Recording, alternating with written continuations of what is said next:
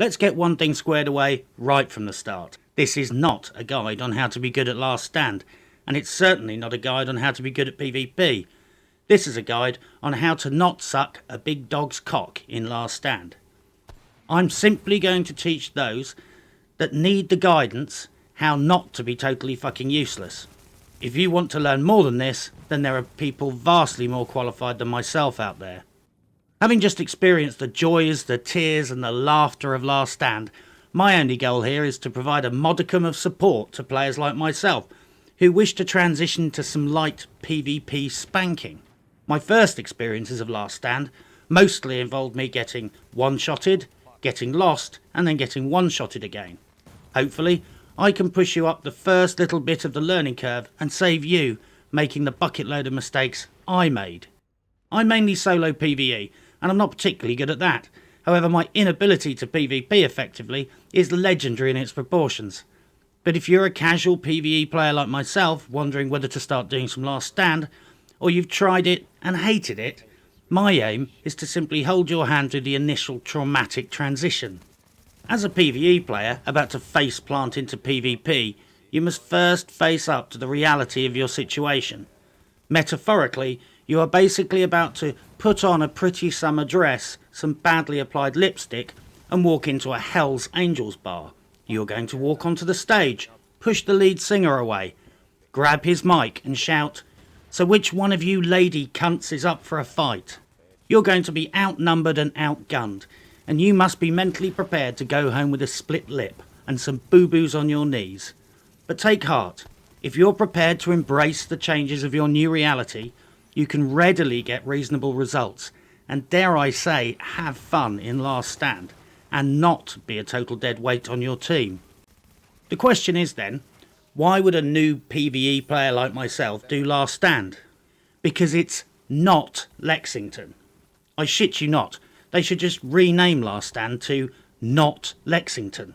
I'm not even fucking kidding. It's genuinely a breath of fresh air having an alternative means to grind out loot in bulk. I've not compared statistics, but you certainly get plenty, and you don't have to endure more soul-crushing Lex runs. The thing with PvE is that it's basically the same every time. In PvP, every match is unique. So basically, it's not Lexington, it's different, and you get free shit for taking part. So let's talk about gear for a second. Do you remember that old quote, "Mummy, please make the bad men stop"? Well, PvPers are the bad men. And if you want to make them stop, then you'll need to put in some work. Accept the fact that they know shit you don't, and start adjusting to the new paradigm. I made some basic changes to my striker set to make it more suitable for the task. It's far from being optimised, but we're not trying to win the fucking Olympics here. This is baby steps. It just has to be good enough to get you started. You don't have to use strikers, but most of the following principles remain the same whatever gear set you use. I'm running 4 pieces of strikers with Barrett's vest and Pharaoh's mask. The Pharaoh's mask is handy for countering crowd control mechanics of fire, strikers because it's solid DPS, and Barrett's because it's a decent chest and I had one in the stash. In PvE I run with less health, but for PvP I invested more into stamina for proccing weapon talents and to avoid dying like a little lamb in a slaughterhouse. All mods are plus health, all performance mods are plus 6% self-heal. I swapped out my PvE guns for an LVOAC and a Showstopper because they had better PvP talents. Things like Ferocious and Predatory are great in PvE, but almost useless in Last Stand. Go for weapon talents like Responsive, Unforgiving. Things usually get most down and fucking dirty at close range, so close range talents are an instant win. I put plus health on all gear I could, and plus assault rifle damage and plus shotgun damage on the gloves. I also have some exotic damage resilience. I find that the combination of the extra health and some exotic damage resilience on my gear means I don't often get one-shotted. The main thing to take away from this is don't loll into Last Stand with your pristine and shiny PvE setup and assume it's going to work. Take a look at it, get rid of PvE talents and increase your overall toughness. Go on YouTube, take a look at the experts and accept that if you don't want to be cannon fodder, you'd better get the fuck out of the way of the cannon. So here are some tactical pointers for Last Stand. Last Stand is an exciting team-based PvP mode set in the Dark Zone. It's basically capture the flag with more cheating and incredible hit detection problems. You get to meet players from all over the world. Literally. At certain times of day, Matchmaker will hook you up with people from Timbuktu with 4-second latency and a computer made of old tractor parts. So, what are the basic tactics? Run to A, try and cap something for points. Kill some NPCs for resources. Watch your team mates charge over and thieve them all from you. It's like throwing a prostitute's corpse into shark-infested waters. Run to B. Get bogged down in a big clusterfuck. Get hit by seeker mines. Die.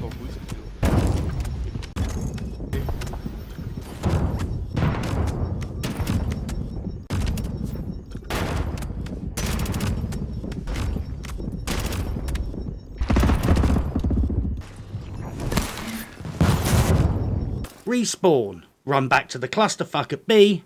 Do this over and over for several days and you get a free pie and a new shirt. Now you understand 99% of what the game is about. So here are a few additional pointers. Stick together. There's strength in numbers. Call it a force multiplier, whatever the fuck you want to do. I've linked a video by Thunderfoot in the comments which explains the most basic principle of war.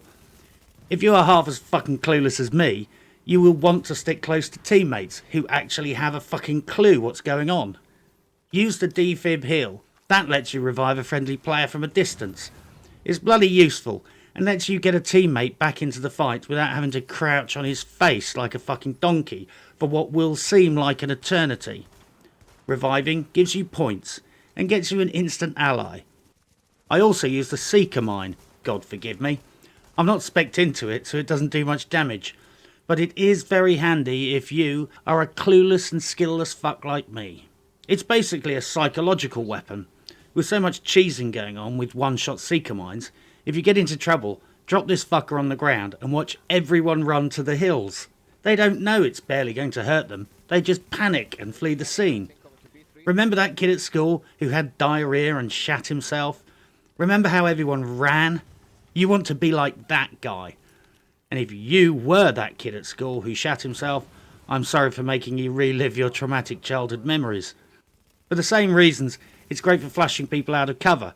The second they see that thing coming towards them, they break cover and you can open up on them. It also sets people on fire, and I like setting people on fire. By rights, I should probably be running a pulse, but my philosophy is that I'm always going to be supporting other players, and they run pulse. Flank, flank, and fucking flank. People become entrenched in positions, duking it out. Be the smart guy who runs wide and attacks from the side or rear. Use grenades. You get them resupplied when you die. Occasionally, be that guy who runs back to A when some dirty thieving bastard tries to ninja cap your base. Following from this, occasionally be that dirty thieving bastard who sneaks behind enemy lines and tries to ninja cap the enemy base.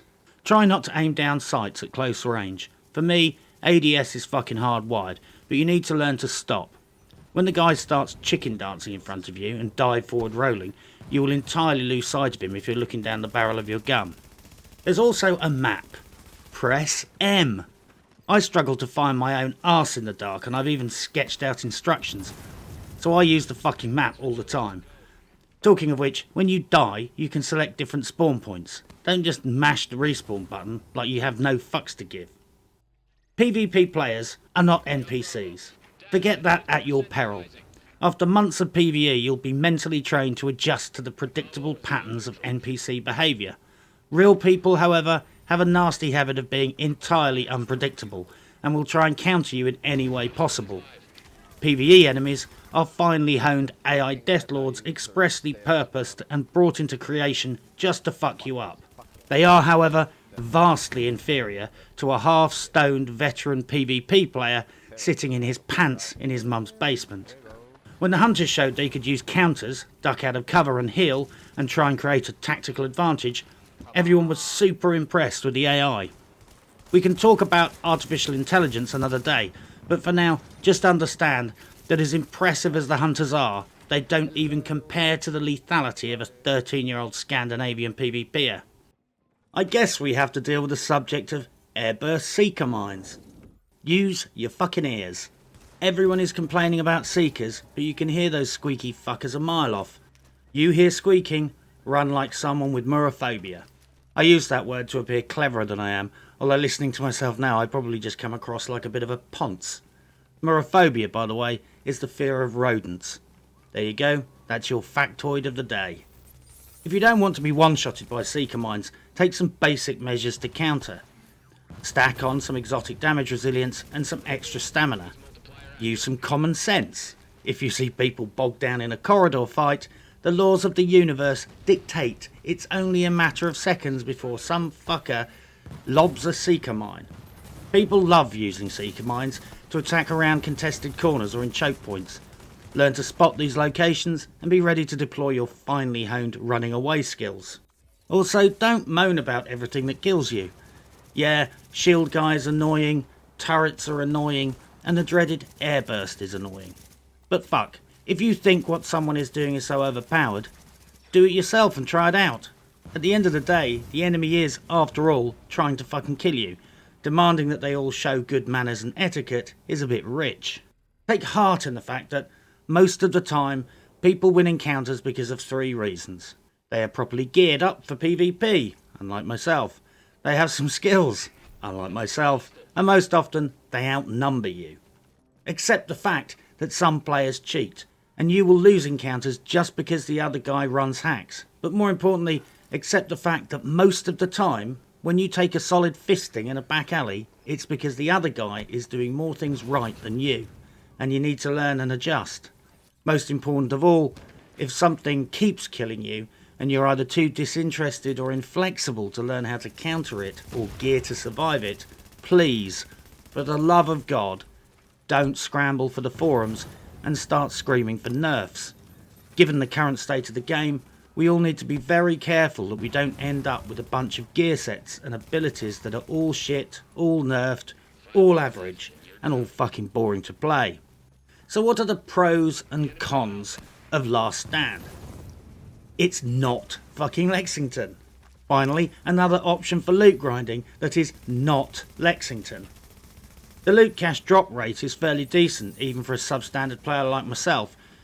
You get to earn the Adjudicator's clothing sets, which are pretty cool looking, although for some reason it reminds me of these guys. Perhaps it's the helmet. The grunge weapon skins you get are also very cool looking and nicely done, low key and realistic looking designs. I have to compliment the designers for the cool looking skins and outfit, because if there's one thing that chaffs my gonads about the Division, it's that half of all of the clothing and skin options make you look like you've just been dressed up by your mum and sent off to nursery school on a cold winter day. Quite why anyone would spend years as an undercover sleeper agent and then the moment they were activated decide that a pink puffer jacket and a fluorescent green gun skin would be a good lifestyle choice is fucking beyond my comprehension. So, what are the cons of Last Stand?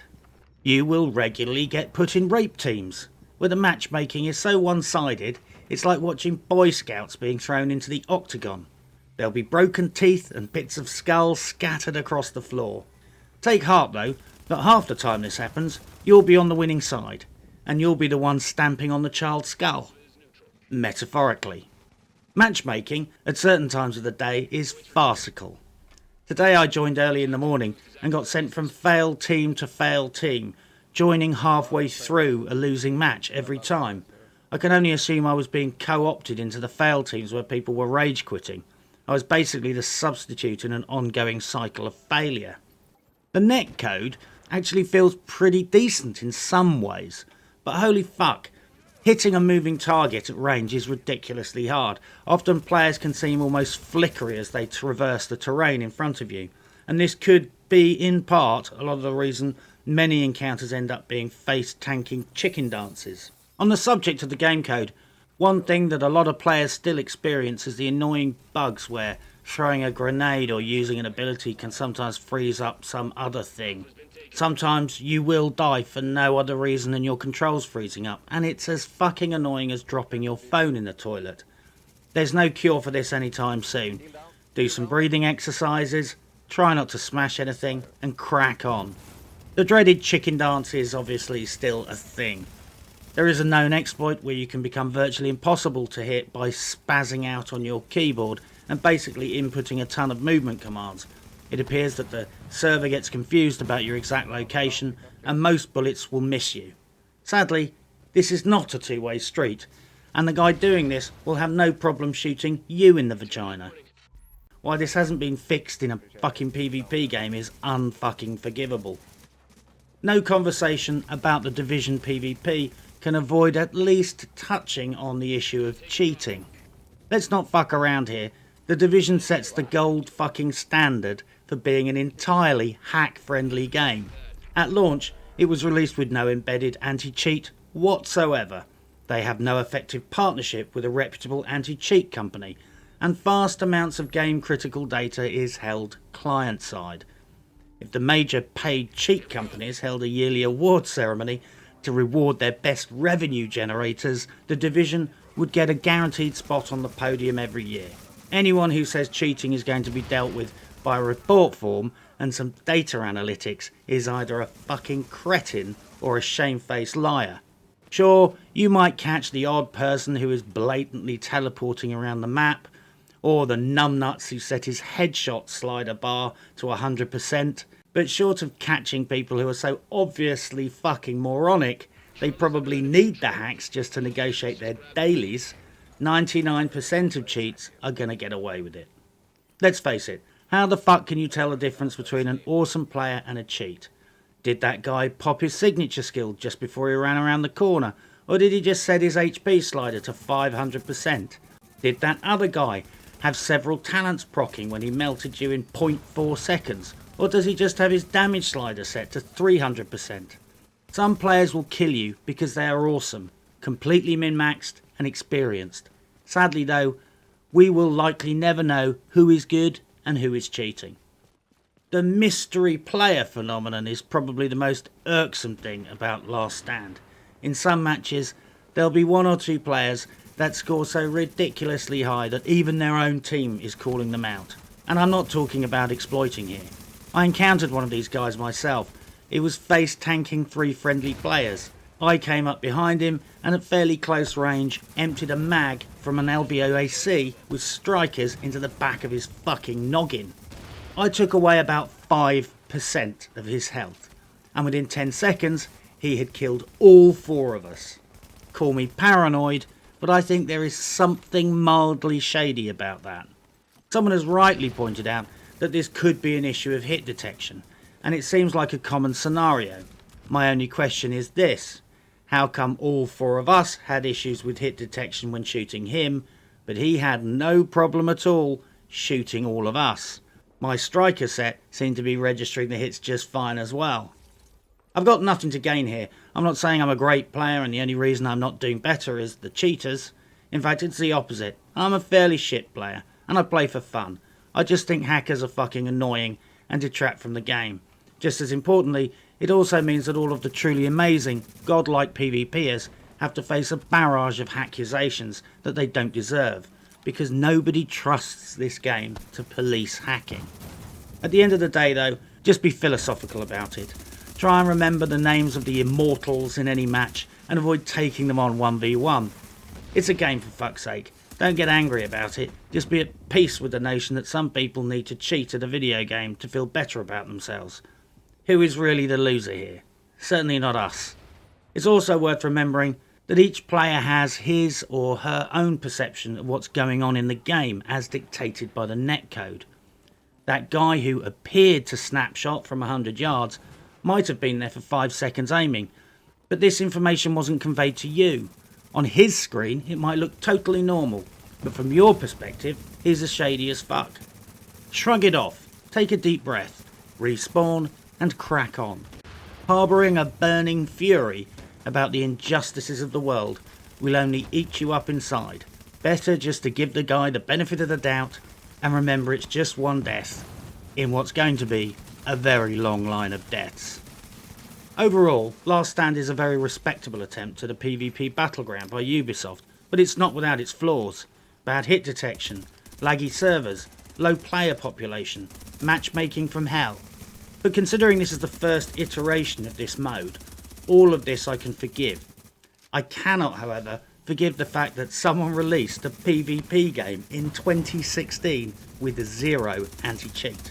This is a disgrace and detracts from the enjoyment of the game.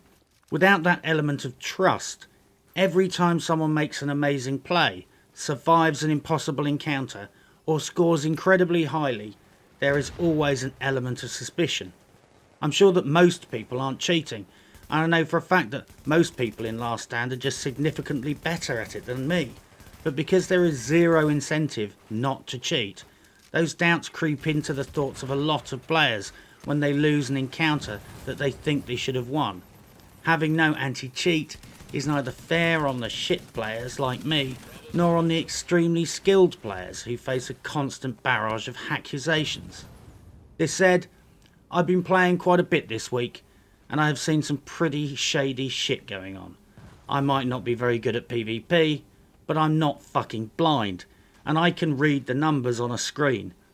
A serious lesson needs to be fucking learned from this, and someone, somewhere, should be fucking ashamed of their decisions. On the upside, as a solo PvE player, I'm surprised to admit that, after nearly a week, I'm actually enjoying it. It's not Lexington. It keeps you on your toes, and I would solidly recommend this to any PvEer who wants to grind a bit of kit and some weapon skins without having to have their soul flayed one strip at a fucking time in Lexington. So my advice to any PvE players out there who would not consider touching Last Stand with a fucking barge pole is this. Put your reservations aside and try it out. Once you've made a few basic preparations and learned your way around the map well enough to not get constantly lost, it's actually very enjoyable. Thanks for watching, and die bravely.